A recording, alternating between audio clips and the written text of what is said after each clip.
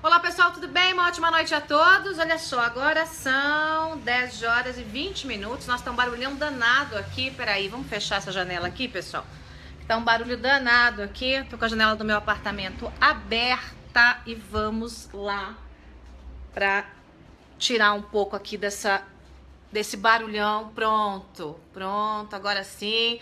Vamos conversar um pouquinho aqui, né?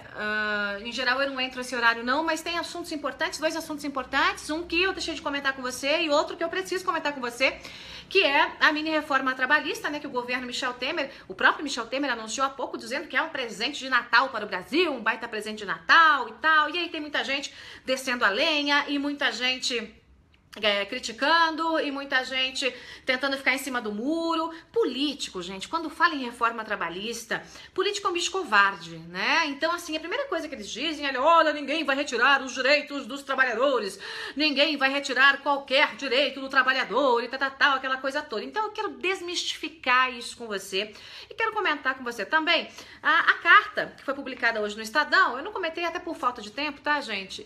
Do Eugênio Aragão contra o Deltan Dallagnol, né? O Eugênio Aragão é um homem patético, é um homem ridículo, né? É um esquerdinha de último tipo que estava grudado ao lado do Lula no dia em que o Senado julgava o impeachment de Dilma Rousseff. Eu estava lá. Os dois estavam de frente, eu estava de um lado como convidada da Janaína Pascoal e o Lula e o Eugênio Aragão do outro lado como convidados da Dilma, e eles me olhavam com um olhar de ódio, né, com aquele olhar de raiva, que queria que a gente explodisse ali no meio do Senado. Então é um esquerdinha que não tem qualquer moral e resolve, o procurador esquerdinha, se achar no direito de vir dar ou tentar dar uma lição de moral em Deltan Dallagnol, né? Se enxerga, Aragão, mas eu vou deixar você para depois, porque você é tão insignificante que não vale a pena comentar logo já no início, eu vou deixar para depois. Mini reforma trabalhista, presente de Natal, é o que disse Michel Temer. Gente, que o Brasil precisa de uma reforma trabalhista, isso aí é mais antigo, né, do que a minha vovozinha, a gente sabe disso. A gente precisa de uma reforma trabalhista. A questão é como fazer reforma trabalhista para agradar gregos e troianos e para que seja algo que seja uma reforma de verdade, né? Hoje o que nós temos no Brasil não é uma reforma, não são leis trabalhistas, né? São arapucas trabalhistas, e é isso que eu quero discutir com você. Então, o que mudou, né? Basicamente, são 12 mudanças no todo, mas o principal que tá chamando mais atenção, o que tá fazendo bum, bum, bum, aquele barulhão todo, é a questão da jornada de trabalho, porque o governo autorizou uma jornada de até 12 horas de trabalho, né, mais limitadas a 220 horas mensais. O que isso quer dizer? Não pode ser 12 horas 7 vezes por semana, tá, pessoal? Não é isso não, né? Mas dá para esticar um pouquinho a jornada de trabalho. Hoje é limitada em 8 horas e quando o trabalhador que é CLT sai do emprego e fica um pouco mais, é aquela confusão. Muitas vezes ele vai e aciona a Justiça do Trabalho, aquela coisa toda, né? E aí tem muita gente que tá arrancando os cabelos. Meu Deus do céu, o governo vai obrigar a gente a trabalhar, né, a 12 horas por dia. A gente não é nada disso, não é nada disso. Eu, por exemplo, trabalho mais que 12 horas por dia. Eu trabalho pra mim. Então eu sou chefe de mim mesma. Então eu trabalho mais que 12 horas por dia, né? Tem dias que eu trabalho 12, 13, 14 horas por dia. Agora, é diferente, eu trabalho pra mim. Agora, quando eu trabalhava, por exemplo, na Veja, na Record, eu trabalhava muito mais que 8 horas por dia, né? 12, 13 e tava lá fazendo e acontecendo, fazendo a coisa acontecer. Mas não tô defendendo isso. O que eu tô chamando você é pra entender o processo, tá? O governo não está dizendo que você vai ser obrigado a trabalhar 12 horas por dia. Está dizendo que você vai ter flexibilidade para negociar com o patrão a jornada diária. Então, por exemplo, se você trabalha remotamente, né? Você trabalha em casa, por exemplo, remotamente. Não, hoje eu tô em casa, né? Eu quero trabalhar 14 horas. Que eu tô em casa, eu tô de pijama, eu tô aqui fazendo, despachando relatório, vendo coisa de banco, tal. Então eu quero trabalhar tomando meu café de pijama aqui 12, 13, 14 horas por dia. Eu vou somar isso aqui e na sexta-feira eu tô de folga, não quero nem saber. Tchau, né? Tchau, tchau, tchau. Pra você, né, empregador. Eu tô dando um exemplo aqui, claro que nem todo mundo tem essa possibilidade de trabalhar de pijama em casa, né? Seria maravilhoso, nem todo mundo tem essa possibilidade. Mas eu tô dizendo pra você que entre as regulamentações tá essa coisa, por exemplo, do trabalho remoto.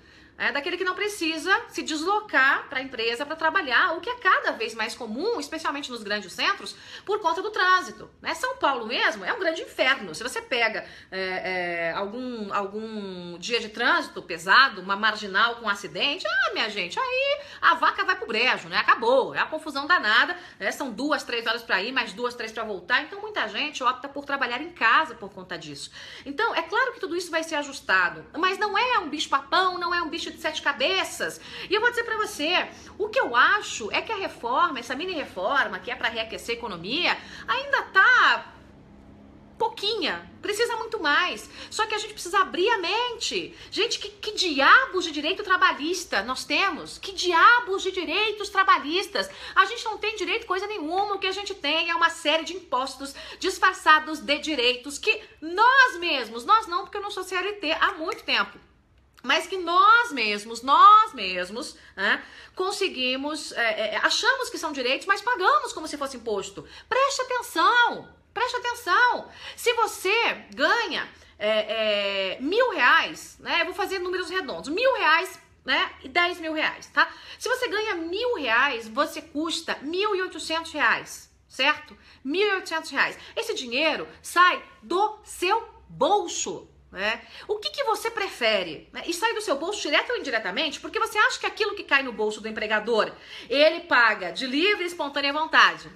Não. O seu salário é menor para que ele possa pagar com o seu dinheiro na prática os tais direitos trabalhistas que na prática são impostos. É isso que acontece. Né? E aí fica essa balela aí, como esse povo, esses esquerdinhas patéticos, ridículos. Olha, meu Deus do céu, os direitos trabalhistas. A gente precisa mudar a cabeça. O que você prefere? O que você preferiria? Vamos lá, vamos simplesmente fingir, né, que a gente não tá no Brasil, que a gente não tá num país que se pretende ser capitalista, né, mas que ainda tem ideias socialistas dominando a nossa política. É que você está num país em que, de fato, a gente tem liberdade, tem o capitalismo andando, tem meritocracia. Você prefere ganhar R$1.000 e ter R$800 lá, roubados muitas vezes pelo governo, porque muitas vezes você não usufrui esse dinheiro, ou você prefere embolsar R$1.800 e você cuida da sua vida, você cuida da sua aposentadoria, você cuida do seu fundo de garantia, você faz a sua poupança. Quer dizer, se o Brasil fosse um país educado, né, se os trabalhadores fossem educados para essa meritocracia, para essa liberdade, a gente não estava discutindo hoje mimimi de quem vai trabalhar mais ou menos, de quem vai trabalhar 8 horas, 9 horas, 10 horas, de quanto vão roubar do nosso dinheiro. É isso que está acontecendo. Então, eu quero que você abra sua mente. Claro que o Brasil hoje não tem condição nenhuma de aplicar essa ideia, que é essa ideia que eu tô dizendo pra você, liberdade. Então não me pague 10 mil, me pague 18. Se eu custo 80% e isso sai, direto ou indiretamente, do meu bolso, então me pague 18 mil e não 10 e deixe que eu me viro com a minha aposentadoria, deixe que eu me viro com a minha poupança, deixe que eu me viro. E é isso, gente, que eu queria chamar a sua atenção. Né? É um assunto espinhoso, político é covarde, eles têm medo de falar, porque, nossa, né, a gente foi criado nessa coisa do direitinho trabalhista. Eu quero ler aqui uma análise para vocês, gente, olha só, de uma tabela, né, de quem ganha um salário de R$1.200, tá? R$1.200, então, 1/12 de férias, quanto custa, tá? 1/12 de férias, R$100. 1/3 sobre férias, R$33,33, isso por mês, tá? 1/12 do 13º salário, mais R$100. 1/12 do aviso, mais R$100. FGTS mensal, R$96. FGTS do 13º, férias e aviso, R$26,66. Multa de 40% do FGTS, R$49,06. 1/12 de férias sobre o aviso, R$8,33. 1/12 do 13º sobre o aviso, mais R$8,33. FGTS sobre o 13º e aviso, 66 centavos. INSS, R$64,86. INSS sobre o salário, R$333,60. E indenização por um dia de salário, 1,12, R$3,33. Então, de um salário de 1.200, o trabalhador custa 2.126. O que é melhor, gente? Ganhar 1.200 ou 2.126? Ganhar 18 mil ou 10 mil? Então preste atenção, né? Eu não tô dizendo que esse governo não tem coragem para fazer isso não, gente. Eu vou dizer para você que o governo do Michel Temer tá molenga e muita coisa, né? Eles nunca vai ter coragem, porque a população não é educada para isso e porque os nossos deputados não têm coragem, nossos senadores não têm coragem, né? A CLT é uma palhaçada, como diz aqui, né? Um dos internautas sumiu o seu nome aqui. O salário mínimo é uma palhaçada, é tudo uma palhaçada, né? É ridículo, né? O salário mínimo é todo mês um assinte à Constituição brasileira. Porque o salário mínimo tem que ser suficiente para saúde, educação, não sei o que. Conversa mole, gente. É tudo uma mentira, é tudo uma farsa. Tem que desmontar tudo e fazer tudo de novo, né? Então, essa CLT é uma farsa. E esse governo não vai dar conta de mudar isso, não. Porque não tem coragem. Não tem coragem porque o Congresso não tem coragem, porque ninguém tem coragem, porque todo mundo só pensa mesmo em se reeleger e acabou. E com esse mimimi de direitos trabalhistas, e aí impede que haja liberdade de verdade. Que aquele que é bom mesmo, né, que quer trabalhar 10, 12, quantas horas for, que ganhe o quanto o trabalho dele valer. Olha para os Estados Unidos, olha para os outros países, né? Vamos mirar nos Estados Unidos. Para com isso, gente, né? Essa frescura que hoje, né, a política faz em torno aí da exploração do pobre, especialmente do mais pobre, e da exploração daqueles que ainda acreditam que há direitos trabalhistas. Não há direito, tá, gente? Nós pagamos por isso e pagamos caro. Poderíamos, né, ganhar muito mais, né? Eu repito, há muito tempo que eu me nego a ser regime CLT, há muito tempo, porque isso é um roubo, né? Toda vez que você vai negociar um salário, né, você vai negociar ali um contrato de trabalho, se você se submete à CLT, especialmente na área de televisão, como eu trabalhei tanto tempo, você vai cair lá na vala comum, né? Apresentador de televisão, não há apresentador de televisão que ganhe bons salários que seja CLT, não existe.